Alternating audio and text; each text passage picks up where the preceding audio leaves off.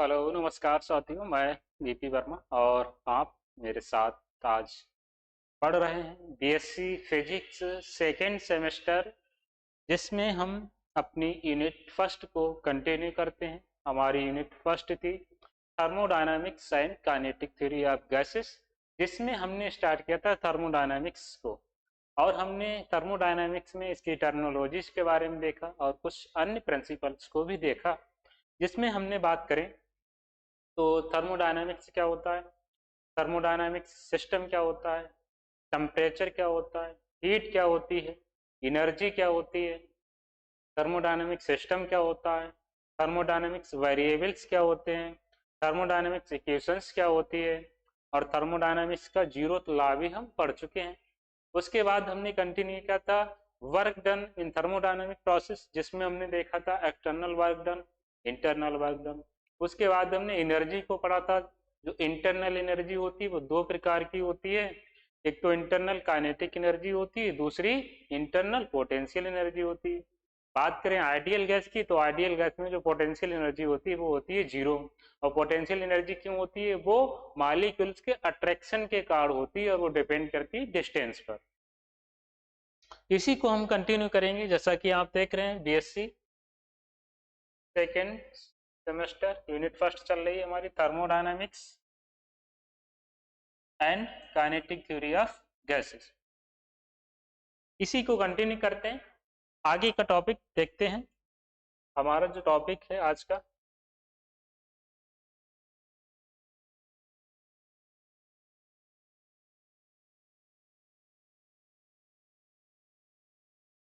ये हमारा टॉपिक है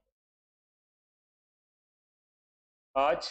इसको हमें पढ़ना है। हमारा टॉपिक है वर्क डन डिपेंड्स, यानी work depends on path. Work depends on path, यानी हम यहाँ पर ये देखेंगे कि जो हम काम करते हैं वो रास्ते पर डिपेंड करता है या नहीं करता है, उसकी चर्चा हम यहाँ पर करने वाले। तो मान लीजिए कि इधर हम ले लेते हैं वॉल्यूम और इधर लेते हैं प्रेशर।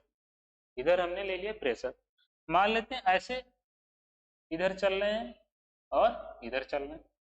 यहाँ पे हो जाएगा V1 और ये हो जाएगा V2 कंडीशन। यहाँ से मान लीजिए ऐसे एक कंडीशन हमारी यहाँ पे बनेगी P1 की, और ऐसे इधर ले लें तो ये कंडीशन हमारी P2। यानी ऊपर जाएंगे तो प्रेशर इंक्रीज होगा और इधर जाएंगे हॉरिजॉन्टल में तो क्या होगा, यहाँ पे वॉल्यूम इंक्रीज होगा। अब यहाँ पर हम देखते हैं, यहाँ पर कह रहे हैं कि किसी सिस्टम को इनिशियल स्टेट, देखो हम वर्क डन क्या बताएंगे इसमें, हम ये बताएंगे कि कोई भी कार्य हम करते हैं, ठीक है, अगर ये पॉइंट यहाँ पर है, इसको यहाँ पर आना है, तो क्या एक ही रास्ता थोड़ी ना होगा। आप ऐसे सीधे भी जा सकते हैं, इधर से भी जा सकते हैं, इधर से भी जा सकते हैं, ऐसे भी जा सकते हैं, ऐसे भी जा सकते हैं, ऐसे भी जा सकते हैं, ठीक है। तो फाइनल स्टेट तक, यानी इनिशियल स्टेट से फाइनल स्टेट तक पहुंचने के लिए कई सारे रास्ते होते हैं। तो वहां पर आपके द्वारा जो कार्य किया जाएगा वो इनिशियल या फाइनल स्टेट पर निर्भर करेगा या आपके द्वारा फॉलो किए गए पाथ पर निर्भर करेगा। तो आप आराम से बता सकते हैं कि मैटर ये नहीं करता है कि इनिशियल स्टेट और फाइनल स्टेट क्या, मैटर करता है रास्ता। रास्ता कैसा है इनिशियल स्टेट से फाइनल स्टेट तक जाने के लिए, रास्ता कैसा है। तो वहां पर जो कार्य करना पड़ेगा वो रास्ते पर डिपेंड होता है।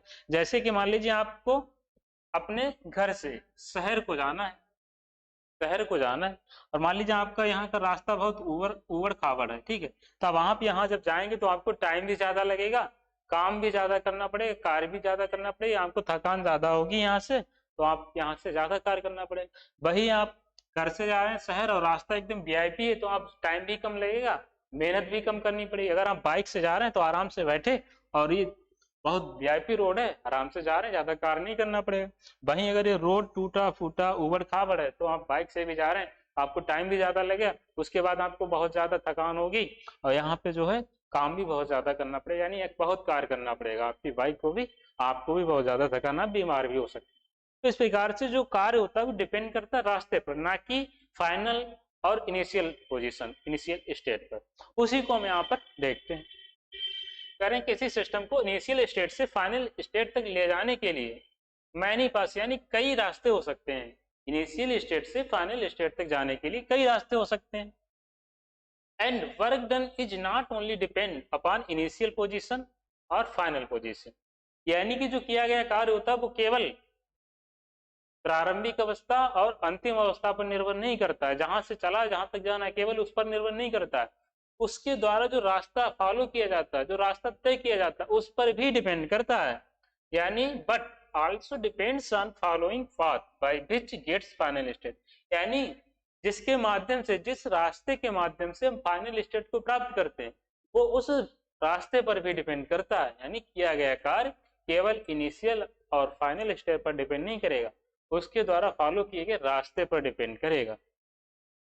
अब मान लेते हैं कोई पॉइंट यहां पर था, कोई पॉइंट यहां पर था, ये इसकी मान लेते हैं फाइनल इनिशियल स्टेट है, प्रारंभिक अवस्था आई है इनिशियल, और मान लीजिए यहां तक जाना ये फाइनल अवस्था इसकी, ठीक है। अब मान लेते हैं एक तो रास्ता ये कि ये सीधा चला जाए, दूसरा एक रास्ता ऐसे जाए, ऐसे घूम के जाए, तीसरा एक रास्ता हम ले लेते हैं ऐसे जाए, ऐसे घूम के जाए, ठीक है। तो इसके कई रास्ते हो जाते हैं, इसके कई रास्ते हो जाते हैं, इसी को हम आगे देखते हैं।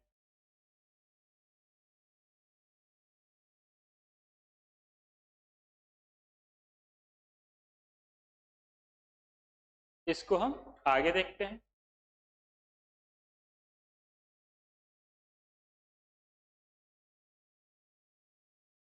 तो यहां पर कह रहे हैं कि लेट किसी सिस्टम को इनिशियल स्टेट P1 B1 जो हमने चित्र बनाया था इस टाइप का, तो यहां से ऐसे करके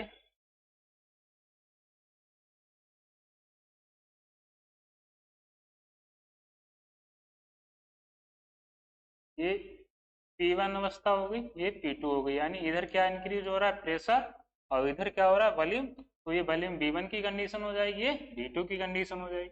यहाँ पर ये है इनिशियल स्टेट और ये फाइनल स्टेट है।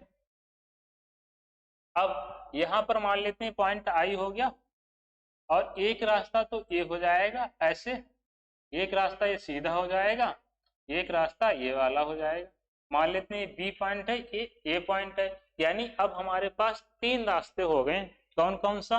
एक तो रास्ता हो गया कि ऐसे आई ए एफ से होकर के जाए, आई ए एफ, दूसरा रास्ता आई B F, I B F, और तीसरा जो डायरेक्ट रास्ता है वो है हमारा आई से एफ तक का, आई से एफ तक का। अब हम इनमें देखते हैं डिफरेंट रास्तों में कितना कार्य करना पड़ता है। तो यहां से इसके पॉइंट क्या हो जाएंगे, पॉइंट जो आई है इसके पॉइंट क्या हो जाएंगे, इसका हो जाएगा P1 और B1, इसका क्या हो जाएगा P1 B2, क्योंकि यहाँ पे ऊपर क्या हो रहा है केवल प्रेशर P1 ही है, लेकिन यहाँ पे हम इधर के लिए बढ़ रहे हैं तो यहाँ पर वॉल्यूम चेंज हो रहा है, यहाँ पे B2, इसका क्या बनेगा, इसका बनेगा P2 और B2, और इसका क्या बनेगा P2 और B1। ये इसके पॉइंट्स बनेंगे। पॉइंट्स कैसे बने, इन कोऑर्डिनेट्स के आधार पर। यहाँ पे इधर हो रहा है इंक्रीज वॉल्यूम और इधर क्या इंक्रीज हो रहा है प्रेशर, तो यहाँ पे P1 प्रेशर था, यहाँ पे P2 था, ये P1 की सीध में आ रहा है, B1 की सीध में आ रहा है, तो इसके कोऑर्डिनेट क्या हो जाएंगे P1 और B1।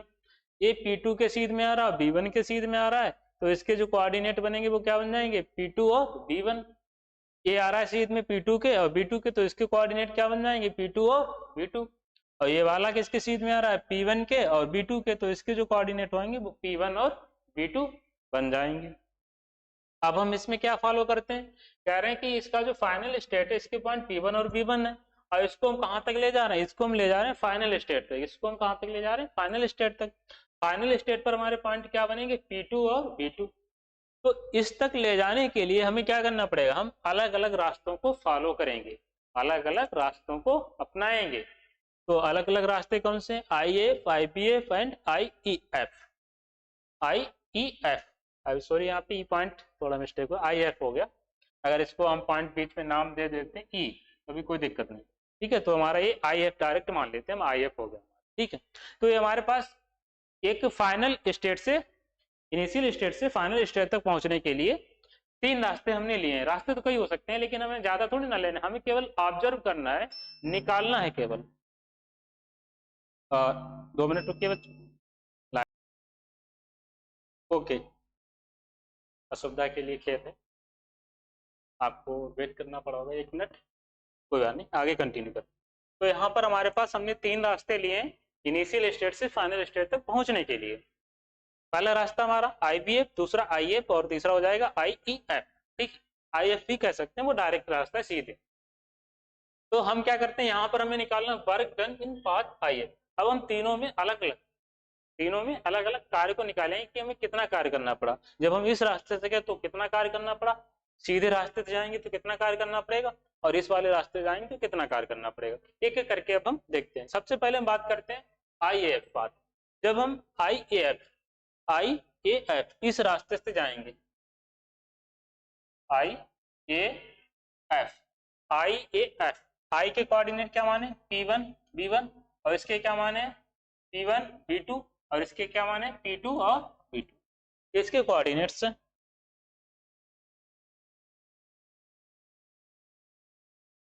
P2 और B2, इसके कोऑर्डिनेट्स। तो यहाँ पर हमें टोटल कितना कार्य करना है। सबसे पहले हम जाएंगे ऐसे I से जाएंगे A तक, तो I से A तक चलेंगे, यानी सबसे पहला हमें कार्य करना पड़ेगा I से A तक। I से A तक हमें कार्य करना पड़ेगा। सबसे पहले जो कार्य होगा वो I से A तक कार्य करना पड़ेगा। I से A तक जाएंगे, प्लस हम A से F तक जाएंगे, प्लस A से F तक जाएंगे। तो हम इसको 2 पार्ट में डिवाइड करते हैं। पहले हम यहाँ से यहाँ तक कार्य करेंगे, यहाँ से यहाँ तक जाएंगे तो इतना कार्य होगा, प्लस जब यहाँ से यहाँ तक जाएंगे तो इतना कार्य। तो जो टोटल कार्य होगा वो इन दोनों के सम के बराबर होगा, इन दोनों के योग के बराबर होगा। अब क्या करना है, I से A तक जाते हैं तो हमें 2 पॉइंट मिलते हैं, P1 B1 और P2 B2। तो हमने यहाँ पे लिख लिया P1 और यहाँ पे P1 B1 ये वाला हो जाएगा, P1 B2 हो जाएगा। अब क्योंकि जब हम घटाते हैं तो क्या करते हैं, बाद वाले को पहले वाले में से बाद वाले में से पहले वाले को घटा देते हैं, क्योंकि हम ऐसा मानते हैं कि जो बाद वाली वैल्यू बड़ी होगी और पहले वाली वैल्यू छोटी होगी। लेकिन यहाँ पर हम इसको बोलते हैं अंतर। अंतर का मतलब ये होता है कि आपको बड़े में से छोटा घटाना है। तो ज्यादातर ऐसे चित्रों में क्या करते हैं, फाइनल स्टेट में से इनिशियल स्टेट को घटाते हैं। तो फाइनल स्टेट मतलब ये तो प्रारंभिक अवस्था, ये अंतिम। यहाँ पर अभी केवल 2 ही पॉइंट लिए, तो इस पॉइंट में से हम इस पॉइंट को घटाएंगे। तो P1 B2 लिया हमने, उसके बाद हम इस वाले में से इसको घटा रहे हैं P1 B1, प्लस ये वाला क्या हो जाएगा, 0 हो जाएगा। यानी ये जो ये वाला हो गया WI से F तक का, ये हो जाएगा P1 B2।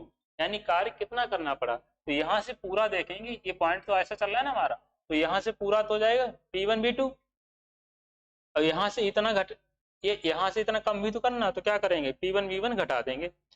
तो P1 और B1 घटा दिया, plus WI A to F। अब A से F में जाने के लिए हमें कितना कार्य करना पड़ेगा, तो आप जानते हैं इसका P1 B2 है और इसका P2 B2 है। तो यहाँ पर आप एक चीज देख रहे हो कि वॉल्यूम में तो कोई चेंज ही नहीं हो रहा है, यानी जो वॉल्यूम है वो कैसा है, कांस्टेंट हो रहा है, नियत यानी स्थिर है। यानी यहाँ पर वॉल्यूम यानी आयतन में कोई चेंज ही नहीं हो रहा है। तब आप अनुमान लगा सकते हैं जब आयतन में चेंज नहीं हो रहा है तो प्रेशर कहाँ मैटर करेगा इस पर।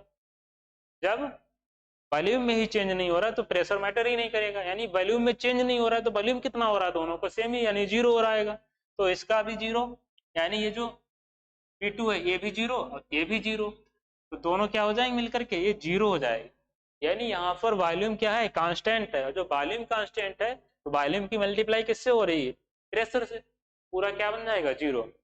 यानी कि कहने का मतलब है यहाँ से हमें सिर्फ कितना मिल रहा है, यहाँ से P1 कॉमन लेंगे तो B2 माइनस B1 बचेगा। यानी इस वाली अवस्था में जब हम I से IAF इनिशियल स्टेट से फाइनल स्टेट तक जा रहे हैं, कौन सा रास्ता फॉलो करके, IAF वाला, तब हमें कितना कार्य करना पड़ेगा, P1 into B2 minus B1, इतना कार्य करना पड़ेगा। अब दूसरा हम देखते हैं। दूसरा जब हम रास्ते से जाएंगे, दूसरे रास्ते से जाएंगे, work done in path IBF, यानी जो दूसरा वाला रास्ता था हमारा ऐसे।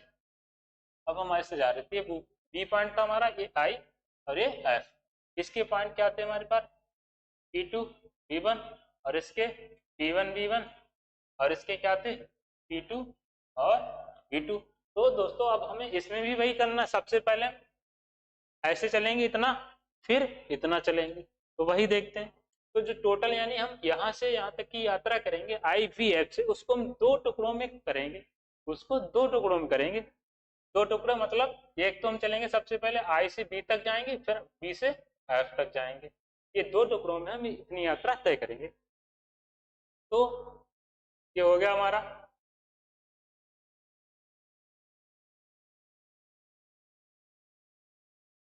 WIVF ये कितना हो जाएगा, एक तो हम I से B तक जाएंगे, प्लस हम B से F तक जाएंगे।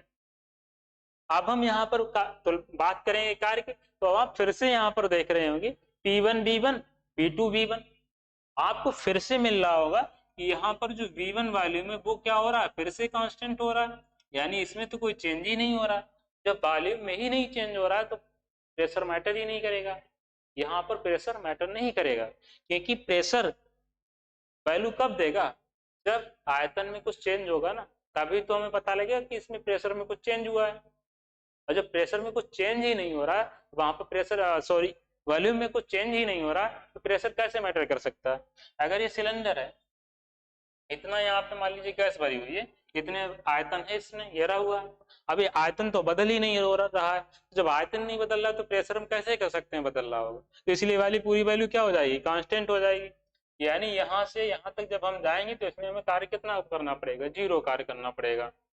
एक तरह से कर सकते हैं इन पॉइंट के बेसिस पर, यानी यहाँ पर V1 की वैल्यू क्या हो जाएगी, 0 हो जाएगी। तो अगर हम इसको दिखाना भी चाहें तो P2 इंटू 0 माइनस का P1 इंटू 0 प्लस ये वाली वैल्यू मैटर करेगी यहाँ पर, क्योंकि यहाँ पे P1 V1 P2 V1 से कहाँ पहुंच रहे हैं, P2 और V2 पर।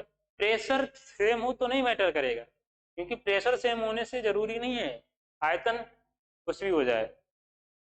लेकिन मेन क्या हमारे पास होना चाहिए, जो बेस क्वांटिटीज होती हैं, जैसे यहाँ पर वॉल्यूम है, तो वॉल्यूम के ऊपर ही प्रेशर मैटर करेगा, ना कि प्रेशर के ऊपर वॉल्यूम मैटर करेगा। तो वॉल्यूम अगर कांस्टेंट है तो प्रेशर भी 0 हो जाएगा। क्यों, क्योंकि मल्टीप्लाई हो रही है। तो यहाँ पर अब हम दूसरा पॉइंट देखते हैं क्या हो रहा है। P से F तक जाएंगे तो हमें क्या मिलेगा, P2 V2 माइनस का P2 V1, ये हमें मिलेगा। तो ये वाली वैल्यू क्या हो गई, पूरी 0 प्लस यहाँ से क्या कॉमन आ रहा है, यहाँ से कॉमन आ रहा है P2, तो बचेगा V2 माइनस का V1, इतना बच गया। यानी टोटल हमारे पास कितना मिल गया, P2 और V2 माइनस का V1, ये मिल गया हमारे पास।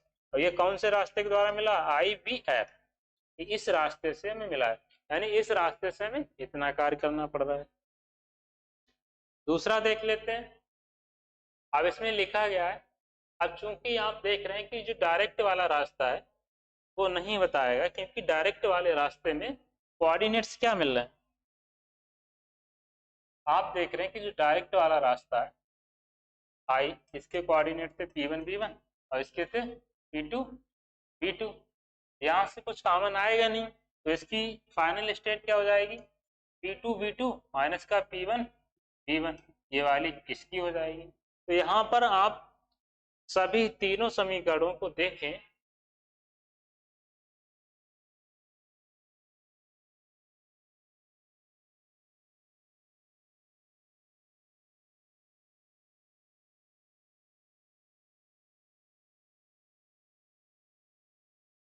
आप देखें तो हमारा जो पहला रास्ता था IAF से, उधर से क्या मिला, P1 P2 माइनस का V1। IVF से हमें क्या मिलेगा, P2 V2 माइनस का V1। तो यहाँ आप देख रहे हैं ज्यादा तो चेंज नहीं है, बस थोड़ा चेंज आ रहा है, यानी लगभग लगभग इनका एवरेज बराबर हो सकता है। लेकिन एवरेज बराबर होने के आधार पर हम इतना नहीं कह सकते हैं कि यहाँ पर किए गए कार्य बराबर हो सकते हैं। ठीक है, तो यहाँ से हमें क्या मिल रहा है कि work done in path IF and IPF path are almost equal to average, यानी यहाँ पर जो IPF और IF रास्ते हैं इनके द्वारा जो हमें कार्य करना पड़ रहा है वो लगभग लगभग औसत है, एवरेज के बराबर है, ना कि बिल्कुल।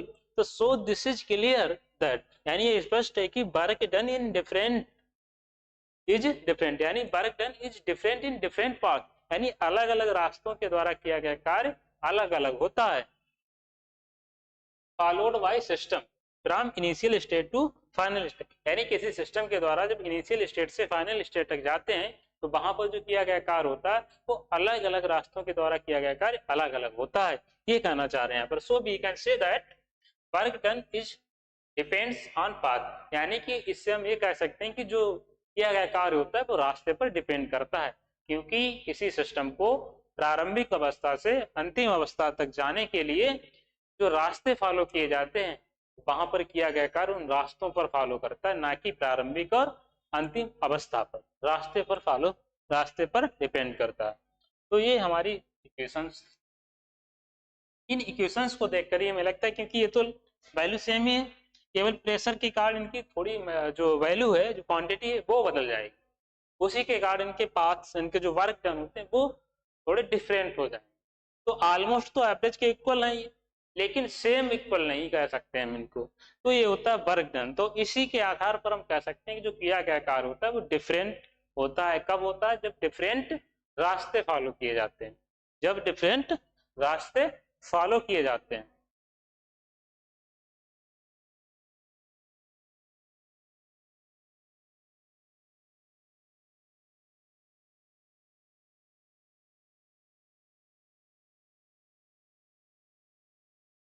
नेक्स्ट हमारे पास है, ये आपका सिलेबस का तो नहीं, लेकिन मैं इसे जल्दी जल्दी पढ़ा देता हूँ। इसे पीवी डायग्राम बोलते हैं, पीवी डायग्राम या इंडिकेटर डायग्राम, इसको मतलब सूचित आरेख भी कह देते हैं, इंडिकेटर डायग्राम या पीवी डायग्राम। ये बेसिकली करता क्या है, ये कोई सिस्टम अपनी अवस्था को चेंज करता है तो उसमें होने वाले चेंज को बताता है, ये होने वाले चेंज को प्रदर्शित करता है। यानी पीवी डायग्राम मेनली क्या करता है, जब कोई थर्मोडायनामिक सिस्टम अपनी अवस्था को परिवर्तित करता है, एक स्थान से दूसरे स्थान पर जाता है, यानी अपनी स्टेट, अपनी पोजीशन में चेंज करता है, तो उसमें होने वाले चेंज को इस पीवी डायग्राम के द्वारा इंडिकेट करते हैं, सूचित करते हैं। ये मेनली उस परिवर्तन को ही बताता है। तो कहा गया है कि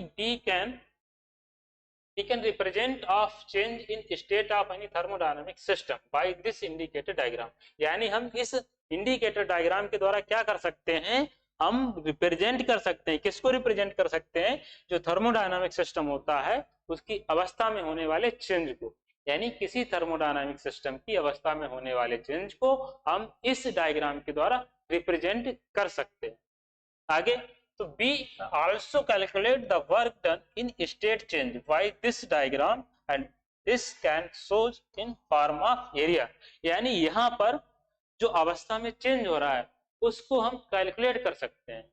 यहाँ पर अवस्था में जो परिवर्तन हो रहा है उसको हम कैलकुलेट भी कर सकते हैं, और जो हम कैलकुलेट करेंगे उसको हम रिप्रेजेंट किसकी टर्म्स में करेंगे, उसको हम रिप्रेजेंट करेंगे एरिया यानी क्षेत्रफल के टर्म्स में, क्षेत्रफल के पदों में इसको हम निकालेंगे।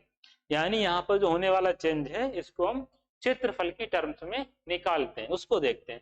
जैसे ये है, तो ये पॉइंट यहाँ पर था P1, P वॉल्यूम हो गया इसका, ये इतना एरिया, अब इतना एरिया चला है, इतना परिवर्तन हुआ, कितना dV परिवर्तन हुआ है। तो यहाँ पर पहले अगर देखा जाए तो जो चेंज कितना हुआ, चेंज हुआ है केवल dV चेंज, वॉल्यूम में केवल चेंज हुआ है dV, बाकी सब पहले वाला है P1 B1, यानी जो पॉइंट ये है कि P1 B, सॉरी यहाँ पे B, केवल B है क्योंकि यहाँ पे चेंज नहीं हो रहा है। P1 B यानी इसका प्रेशर चेंज होगा, प्रेशर के कारण ही तो इसका आयतन चेंज होगा ना, तो आयतन में होने वाला चेंज dV है, प्रेशर P1 से P2 हो जाएगा। तो हम मान लेते हैं कि ये कोई यहाँ पर था, ये कोई पॉइंट सिस्टम ए पर था, इसको B तक जाना है, यानी ये कहां पर पहुंचेगा, इसकी अवस्था में कितना चेंज होगा, ये से बी तक का चेंज होगा। लेकिन हम क्या करते हैं, आपने इंटीग्रेशन पढ़ा होगा, तो हम सबसे पहले एक छोटा सा एरिया निकाल करके देखते हैं, और जब उसको ही हम इंटीग्रेट कर देंगे तो पूरा निकल आएगा। तो वही हम यहाँ करते हैं, हम यहाँ से यहाँ तक का ना लेकर के पहले एक छोटा सा ले लेते हैं। छोटा सा क्या लेंगे, ई से एफ तक का, यहाँ पर एरिया कितना बनेगा, ई एफ जी एच तक का एरिया बन जाएगा, या ई जी एच एफ तक का बन जाएगा।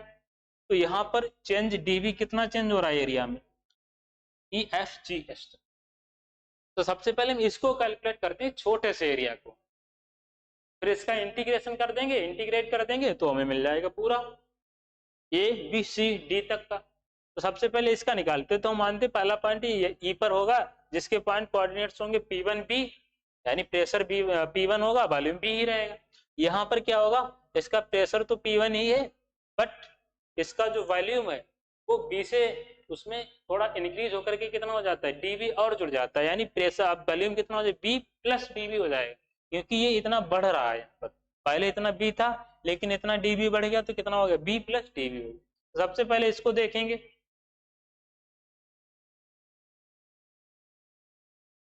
तो यहाँ पर अगर हम भाषा को लिखना चाहें, लैंग्वेज को लिखना चाहें, तो क्या लिख सकते हैं कि let any thermodynamic system have pressure P1 volume V1, यानी कोई थर्मोडायनामिक सिस्टम है जिसके कोऑर्डिनेट्स P1 और V1, जिसके कोऑर्डिनेट्स P1 और V1 इन इनिशियल स्टेट, यानी जो प्रारंभिक अवस्था, उसमें इसके कोऑर्डिनेट्स हैं P1 और V1, and P pressure P2 and volume V2 in final state. और जब ये अंतिम अवस्था में पहुंचता है तो इसके जो कोऑर्डिनेट होते हैं, प्रेशर P2 हो जाता है और वॉल्यूम V2 हो जाता है। तो तब 10 points A and B represent the initial and final state in indicator diagram. तो इस इंडिकेटर डायग्राम में जो पॉइंट्स A और B हैं वो क्या करते हैं, इसकी प्रारंभिक और अंतिम अवस्था को रिप्रेजेंट करते हैं। ये पॉइंट क्या करता है, प्रारंभिक अवस्था को बताता है, और पॉइंट B क्या करता है, फाइनल अवस्था को बताता है। करें लेट, मान लीजिए कोई दो वेरी नियरली पॉइंट, यानी कोई दो पॉइंट है पास पास में स्थित है, E और F are between A and B, और वो कहां पर है, जो प्रारंभिक और अंतिम अवस्था A और B इनके बीच में स्थित है। Point E has coordinates P B, एक मिनट, हाँ, तो कह रहे हैं कि point E has coordinates P1। अब यहाँ पर जो हमने दो पॉइंट लिए, एक छोटा सा एरिया लिया है जिसके दो पॉइंट E और F लिए हैं, तो E का हमने मान लिया जो पॉइंट है वो P1 B है, यानी इसका प्रेशर P1 है और वॉल्यूम B है। एंड जो पॉइंट F है, इसका जो पॉइंट बन रहा है वो P1 B से, P1 है प्रेशर और वॉल्यूम में इसकी थोड़ा हो रहा है चेंज, तो पहले था B, अब DV चेंज हो गया तो हो गया total B plus DV, B plus DV, अर्थात change in volume is minor, यानी यहाँ पर वॉल्यूम में चेंज हो रहा है वो एक छोटा सा चेंज हो रहा है, माइनर सा चेंज हो रहा है, D V. So if change in pressure we neglected, यानी जब यहाँ पर वॉल्यूम में ही बहुत थोड़ा सा चेंज हो रहा है तो यहाँ पर जो प्रेशर में चेंज होगा उसको हम निग्लेक्ट कर सकते हैं, इसको छोड़ सकते हैं। क्यों छोड़ सकते हैं, क्योंकि ऑलरेडी वॉल्यूम में ही बहुत छोटा सा चेंज हो रहा है, तो हम क्यों इसमें कबाब में हड्डी डालें। तो यहाँ पर जो प्रेशर में चेंज होगा उसको हम छोड़ देंगे, क्योंकि बहुत कम चेंज होगा। तो बेसिकली आपने देखा मैथ फिजिक्स में जब ज्यादा बहुत छोटी छोटी चीजें होती हैं उनको छोड़ देते हैं। आगे देखें,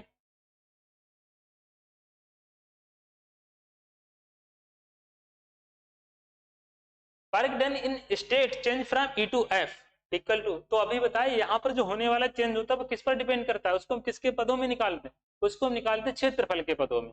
तो यहाँ पर जो हमने देखा था एक छोटा सा एरिया E से F तक का और H G, तो यहाँ पर ये dV चेंज हो रहा था वॉल्यूम में, क्या चेंज हो रहा था, dV। तो यहाँ पर जो होने वाला चेंज है किसके बराबर होगा, इस क्षेत्रफल के ही तो बराबर होगा। तो यहाँ पर वही लिखा कि work done in state change, यानी अवस्था परिवर्तन में जो यहाँ पर किया गया कार्य है वो ई से एफ तक का, वो किसके बराबर होगा, वो बराबर होगा एरिया ऑफ EFGH, यानी इस एरिया के बराबर होगा, ये जो क्षेत्रफल है इतना जो एरिया है इसके बराबर होगा। तो कह रहे हैं अर्थात हम इसको कैसे लिख सकते, आपने पढ़ा होगा कि DW equal to F into DX, DX यहाँ पर क्या होने वाला चेंज है, लेकिन यहाँ पर चेंज हम किसके पदों में निकाल रहे हैं, हम इसको निकाल रहे हैं क्योंकि आपने देखो ऐसे पढ़ा हो P equal to F upon A, कल हमने जिसको बताया था, तो यहाँ से हम F की वैल्यू निकाल लेंगे तो क्या हो जाएगी PA, F की वैल्यू क्या हो जाएगी PA, और इंटू यहाँ पे जब रखेंगे तो क्या हो जाएगा A इंटू DX हो जाएगा, और ये DX को हम क्या लिखते हैं DB, ये किसके बराबर हो जाता है वॉल्यूम के बराबर, तो वही यहाँ पर किया गया है। तो यहाँ से जो DW है वो किसके बराबर है, P इंटू DB के बराबर, यानी इतने छोटे से एरिया में होने वाला जो वर्क डन है वो कितना है P इंटू DB के बराबर। तो अब हमने क्या कहा कि सिमिलरली इसी प्रकार हम देखते हैं कि जो टोटल कार है, यानी A से F तक का जो कार है, A से B तक का P1 B1 और P2 B2 तक का, यहाँ पर होने वाले चेंज को देखें, क्योंकि हमने एक ऑब्जर्व किया छोटे से एरिया को, फिर हमने कहा इसका हम अगर इंटीग्रेशन कर देते हैं तो हमें पूरा एरिया मिल जाएगा। तो वही यहाँ पर हम निकालते हैं कि जो टोटल वर्क डन होगा in state change from A to B, यानी ए से बी तक की जो उसकी अवस्थाएं हैं, प्रारंभिक और फाइनल अवस्था, वहां तक होने वाला जो चेंज होगा वो उस पूरे एरिया के बराबर होगा, उस पूरे area A B C D के क्षेत्रफल के बराबर होगा।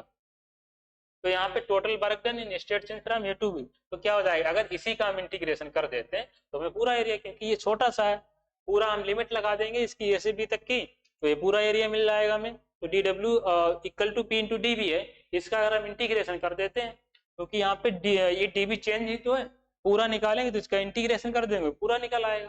तो वही हम यहाँ करेंगे, इसका हम इंटीग्रेशन कर देते हैं, कहाँ से कहाँ तक का, ए टू बी तक का, क्योंकि एरिया कहाँ से निकाल रहे हैं, प्रारंभिक अवस्था से फाइनल अवस्था तक का। तो प्रारंभिक अवस्था ए, फाइनल अवस्था बी, यहाँ से यहाँ तक का हम इसका निकाल रहे हैं। ठीक है, A W equal to integration A to B P into D B, यानी ये एरिया किसका बन रहा है, ये बन रहा है एरिया ऑफ